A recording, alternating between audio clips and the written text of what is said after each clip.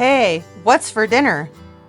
Hello friends, and welcome to the DIY Home Cook. I'm Jennifer, I'm the DIY Home Cook, and welcome to my kitchen. It's not big, it's not fancy, but it sure does get the job done. Today I'll be making meatloaf. Let's get cooking. To a large mixing bowl, I'm going to add my ground beef and my ground pork. I'm adding about 1.5 pounds of ground pork and about 2.5 pounds of ground beef to my mixing bowl. This will give me 2 meatloaves.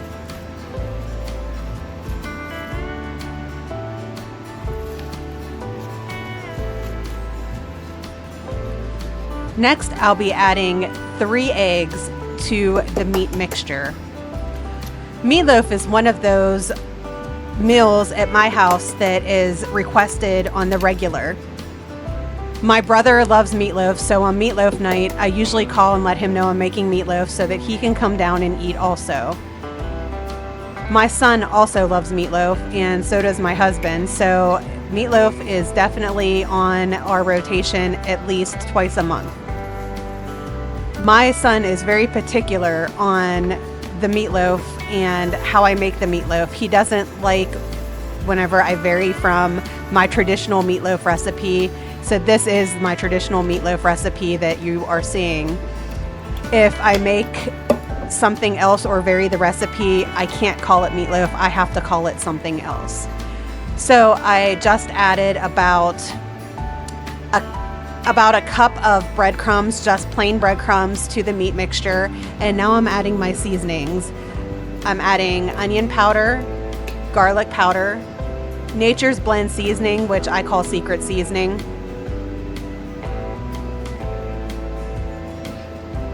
I always add some parsley and some Lawry's seasoning to the meatloaf mix. My meatloaf is pretty basic.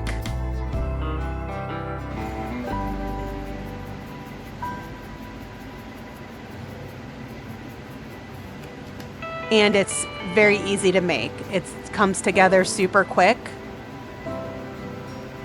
And this is also a great meal that you can make extra. Like I said, I have enough meat here that I'm making 2 meatloaves. So I will be making 1 today with this meal, and then I will be freezing a meatloaf for use in a few weeks.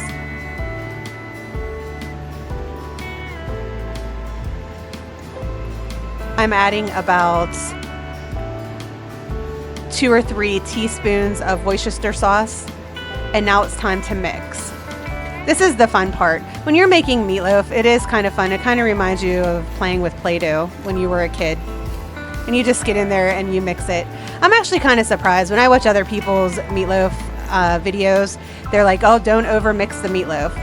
In my family, we were always told to mix the meatloaf. Always make a meatloaf whenever you're angry, or if you want to take your frustrations out on something, make a meatloaf.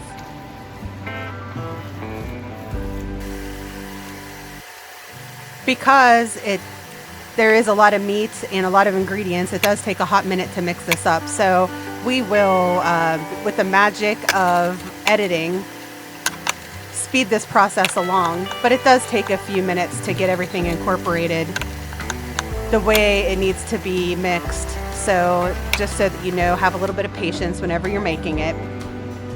And I decided that I needed to add a little bit more seasoning. So a little bit of secret seasoning went in, a little extra sprinkle of Lawry's went in, and an extra sprinkle of parsley.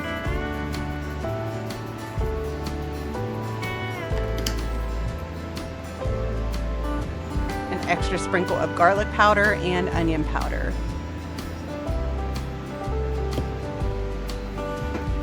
Again, the amount of seasoning that you put in is completely up to you. If you don't like a lot of seasoning, don't add a lot of seasoning. If you like a little bit more seasoning, then you can always add a little bit more seasoning.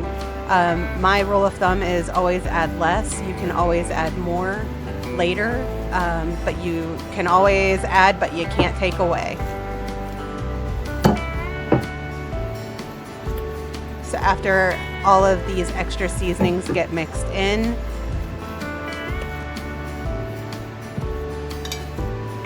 With this meatloaf dinner, we're also going to be having homemade mashed potatoes, homemade gravy, and corn on the cob.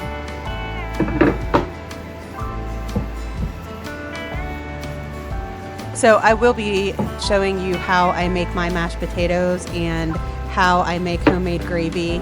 And I don't really think I filmed how I make the corn on the cob, but I will let you know how I make it. I make it in the pressure cooker. It's super simple. Now we need to divide the meat mixture in half because we are making the 2 meatloafs.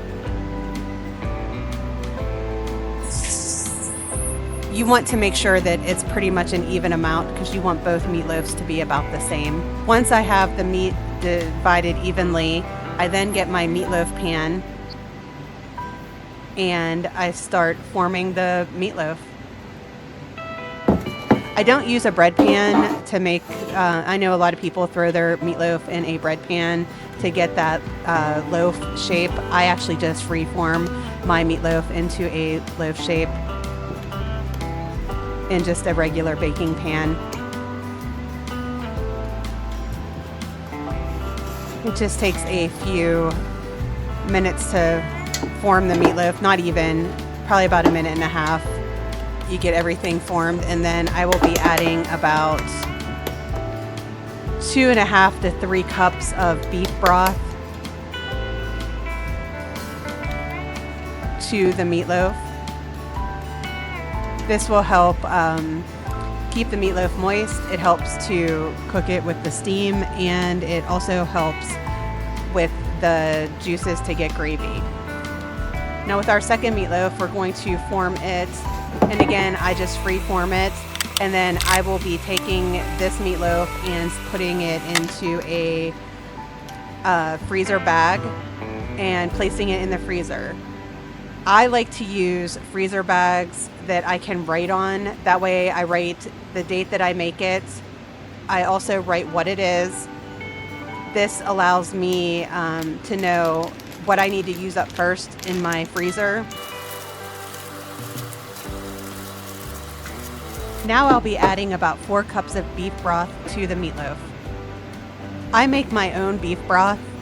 I use beef bouillon cubes or a beef bouillon base. It's a cost-effective way to make beef broth.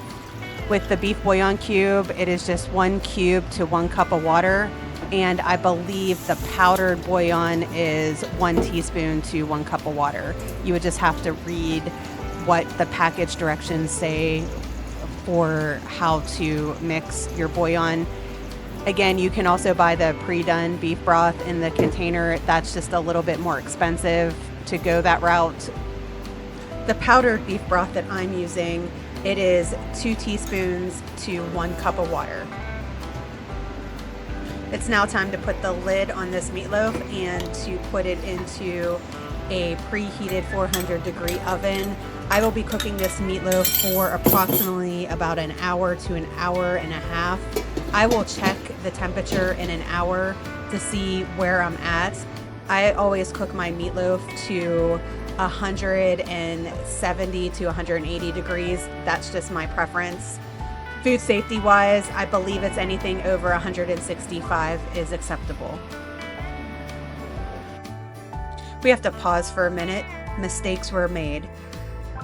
I forgot to film the finished plate for this first meatloaf dinner that I made, and I also did not get the reaction from my nephew. He wanted to be the food critic to let us all know how delicious the meatloaf was. Well, by the time I plated everyone up and got into the room, you will see there was not much to record.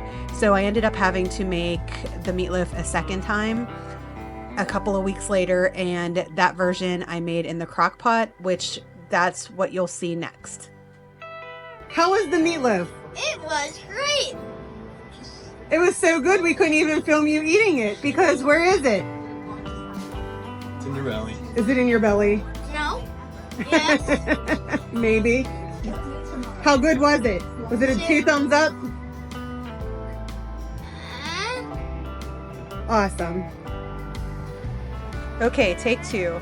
This is our frozen meatloaf that I have taken out of the freezer, and I am going to cook it in the crock pot. So all I did was take our frozen meatloaf, I put it in the crock pot, and I am making about 4 cups of beef broth, and I will be pouring that over the meatloaf. I will be putting on the lid, I will be turning it on high, and I will be cooking it for about 5 to 6 hours.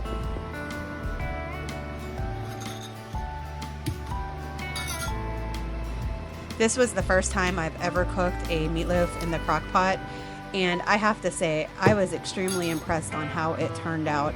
It was delicious, and I was able to get so many other things done that day and not worry about having to watch the meatloaf. Even though a meatloaf usually does only take about an hour to an hour and a half in the oven. This was just the beauty of this whole crock pot cooking is you just put the lid on it, you set it and forget it. This is what that delicious meatloaf looked like whenever I pulled it out of the crock pot, and those are the beef drippings that I have left that I'll be using to make delicious beef gravy.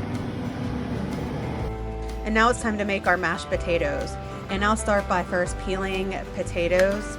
I'm just using plain russet potatoes. And I peel the skins off. It's easy if you just have a garbage bowl beside you to put all the skins in. That way you're not walking back and forth. It's just a little bit of a time saver. Once you get the potato peeled, I will be cutting it into pieces. And the thing about mashed potatoes is you just want to try to keep all of the pieces even. That way they all cook at the same time, and you don't have pieces that are real small that get too mushy or cooked to pieces, and you don't have really big pieces that don't cook at all. So you just try to keep your pieces as even as you can. And a rule of thumb for potatoes is it's 1 potato per person, and then I always add, depending on the size of the potatoes, 1 to 2 extra potatoes to the pot.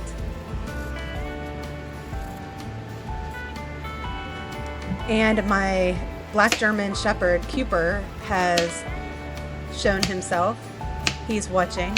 If you know anything about German Shepherds, you know that they are very clingy dogs. I actually have 2 of them. I have a male and a female. Cooper is my male, Luna is my female. And I also have a black lab. Her name is Zoe. And then I also have a boxer named Pretty Girl. So yes, we have 4 dogs. Once I'm finished peeling the potatoes, I will be moving them over to the stove, and I will be boiling them. Once the potatoes come to a boil, they will boil for about 15 to 20 minutes. I will check them with a fork. Once they are fork tender, that means I can break them apart with the fork. I know they're done, and I can drain them, and then it's time for me to mash them.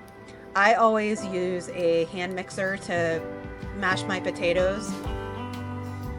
So I guess we could call these whipped potatoes, but we always call them mashed potatoes. To the potatoes, I'm going to add butter, milk or heavy cream, and some seasoning.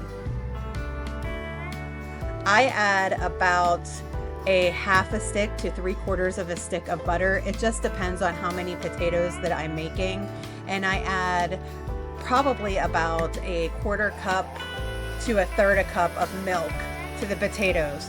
Once I start beating the potatoes, I know whether I need to add a little bit more milk or a little bit more butter based off of the consistency. You don't want your potatoes too dry, but you don't want to add too much liquid because then they'll be runny. This is just a basic potato recipe, a basic mashed potato recipe. You can vary up the recipe if you would like. You can add garlic when you're boiling the potatoes to make a garlic mashed potato. You would just then, when you drain your potatoes, keep those cloves of garlic in and mash those right in. You can add sour cream, you can add bacon, you can add cheddar cheese. Once your potatoes are finished, you can do anything you want with them. These are just basic mashed potatoes because I'm going to be adding gravy to them. But depending on what you're having, you can change it up and make your potatoes in different ways. The potatoes are now finished. They're nice and creamy. It is time to add a pat of butter and add the lid to keep them warm, and we're going to set them aside. It's time to start the gravy. In a pan that's on the stove, I have the potato water that I saved from the mashed potatoes. I always use potato water in the gravy. I will now be adding the beef broth that was in the pan with the meatloaf. Next, I'll be adding some cold filtered water to the pan, and I will use this filtered water to go around the sides of the pan, and I will scrape off all of the, it looks like burned on beef juices to the sides of the pan. That is extra flavor. And what we're doing is we're essentially deglazing the pan, and we're gonna add all of that deliciousness to the beef broth. We are adding flavor to the gravy. Deglazing the pan does take a hot minute, so just be patient with yourself while you're deglazing the pan, because again, you want to get all of that deliciousness into your gravy. While I'm deglazing my pan, I have the potato water and the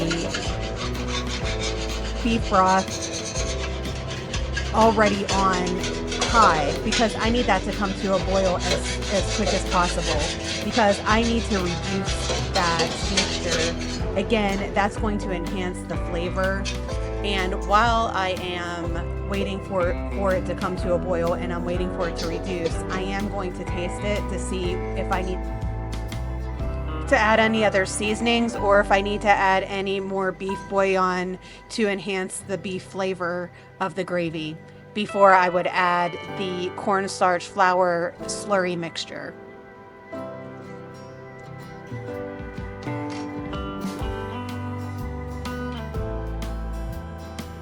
So I decided that I do need to add a little bit more seasoning, so I added a sprinkle of the secret seasoning, which is the Nature's Blend, a little bit of garlic powder, a little sprinkle of onion powder,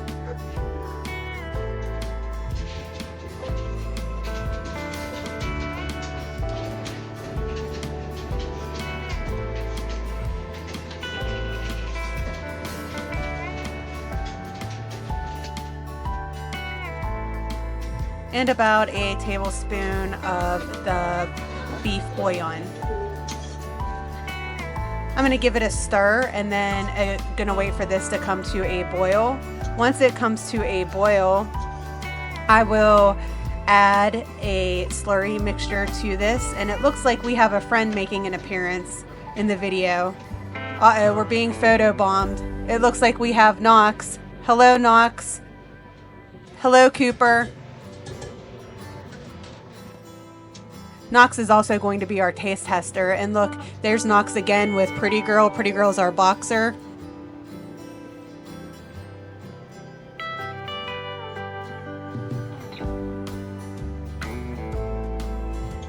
And you'll see Knox again at the end of whenever he gives his review of the Meatloaf Dinner. He's super excited to be in the video, so make sure you leave him a comment below. He'll be so happy. Now we're adding that cornstarch flour mixture. And basically what I do is I take about 1 cup of cold water and I add about a half a cup of flour and about 4 tablespoons of cornstarch, and I mix that together.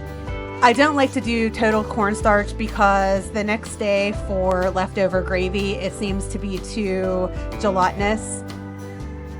And I don't like to add all flour because I don't like the flavor of it being all flour. So I have did a compromise of doing part flour, part cornstarch, and that seems to work really well.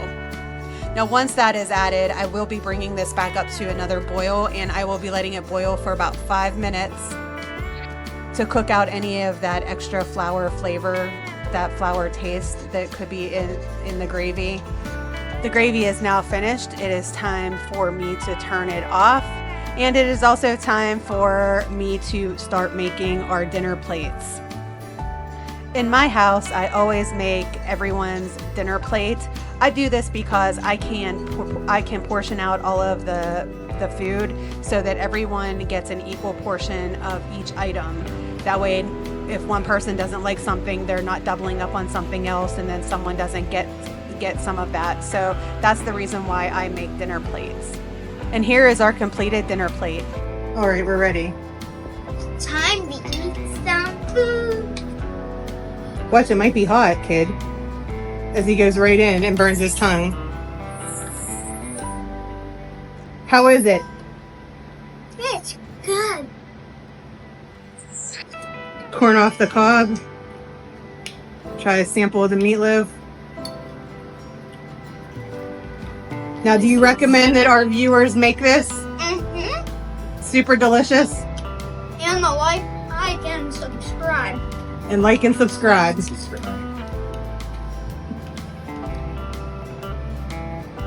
Want to give me a thumbs up? Thanks for watching this episode of the DIY Home Cook. Please don't forget to like, subscribe, and comment, and share this video with your friends and family.